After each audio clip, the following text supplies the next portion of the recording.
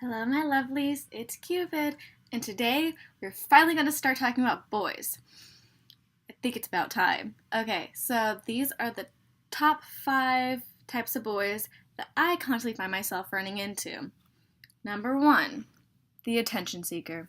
Now, this boy gets on my nerves. Most of these boys do. Not all of them, but most of these boys. So the attention seeker. I'm really? Because this is a boy I have very, very, very, very recently run into. And it's the situation not quite done yet, but because I keep thinking it's ending and then it doesn't. And okay, anyway, back on track. Okay, so this guy will constantly Snapchat you, but then hardly interacts with you in person at all. Like, sometimes he'll talk to you or say hi to you, but that's only if you're talking to one of his friends or someone else that he knows, and then he'll join the conversation, but he'll talk to that person. He won't necessarily talk to you. He'll talk to that person. And then when you try to talk to them while they're with that person, they're kind of not really interacting, do not seem interested. But on Snapchat, they are all in. They're so into you. They keep talking about how much they like you and how much they want to be with you. But then you think about it and you're like, everything you do when we're in person does not say that, at all. Honestly, I feel like you are just making this up. There's no evidence that you actually like me. I feel like you're just saying that you like me because you want attention. And not only that, but if I stop Snapchatting him for a day or a couple minutes, he gets really offended and then won't Snapchat me at all. And then I feel like he really, really wants to be chased. And I'm not gonna chase you. Sorry. That's not the type of person I am. I honestly don't really care if there's a guy in my life or not at this moment. So if you're not that interested, fine. Then I'm not going to respond back. That's just the way it is. So he I feel like he definitely wants to be chased. And then when I don't respond, he's like, oh, I need to get back on a radar. I need the attention. So then he'll start Snapchatting you up again. And you can do everything to ignore it. And you think, okay, the situation's done. It's done. I've stopped Snapchatting him. He stopped Snapchatting me. This is completely over. And then all of a sudden, right back up again. He's starting Snapchat to you. And it's gotten to the point where, this is still going on with this guy actually. And it's gotten to the point where I just leave him on red. I'll open his Snapchats. Because I used to, respond, but, not very energetically. I was like, hopefully he'll get the hint. No, it just makes him try even harder. Which, he's an attention seeker. Should have known. But, yeah, so now I'm just, opening his snaps and then not at all responding. And so far it seems to be working, but then every once in a while he'll just right back up again. So I'm I don't know what to do with you. I don't want to be super rude yet. I'm hoping that he'll get the hint, but if he keeps going at it, I'm gonna have to be really mean. Which brings me to the overly creepy one that just will not go away. So the attention seeker's not really creepy. He's just really annoying and is like a little puppy who needs, oh, pick me up, look at me, look at me, look at me. Whereas the creepy one is actually a creep. You maybe have never talked to this guy, at all, or you'll maybe once or twice. And they decide that they are in love with you. They like you so much.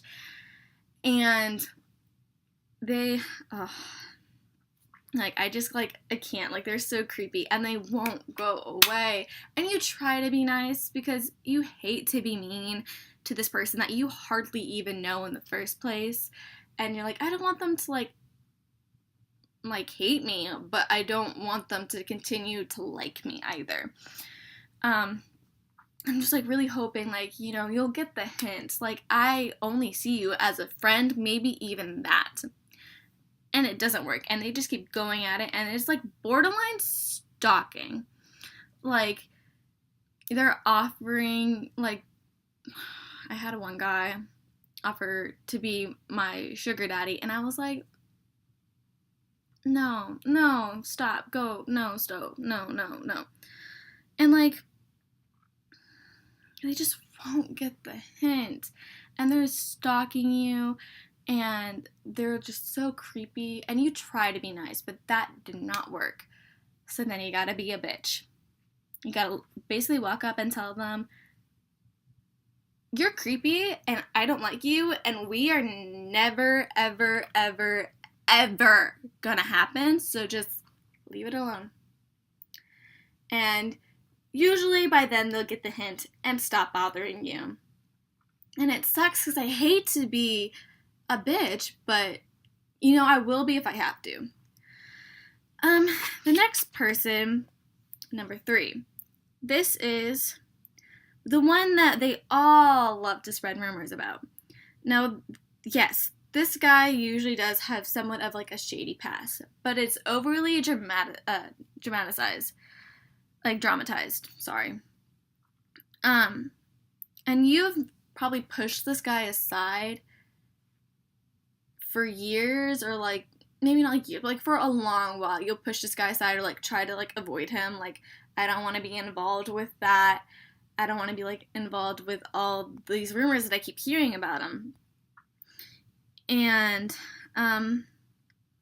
but then for some reason circumstances push you together to where you guys actually have to interact with each other, and it's a little awkward at first, and then you start to really get to know him and you're like, okay, this is a nice guy, what are all these rumors? So you ask him about it, and then he has answers for most of these rumors and clears them up, and you're like, oh my god, everyone else are terrible people. It's whoever's spreading these rumors are terrible people. Everyone just catches on, and then obviously as the storyline goes on, things are going to change a little bit, or it's going to make it worse, or they're just spreading what they hear, which gossip isn't right, but we all do it. So, and so you're like, this guy's super nice. I could actually see myself being a friend, being friends with this guy. But keep in mind, this guy will usually only really be your friend because there's still too much rumors. No matter how many that he has put to bed, there are still other rumors going around, and then you can still be a little skeptical about some things. So you're like, maybe it's not the best idea to actually really get involved with him or be more than just friends. But being friends is totally fine. You are down to be friends with this guy. So yeah, and then number 4, the overconfident idiot. This boy can sometimes be pretty entertaining until he gets irritating. He thinks he's the whole package.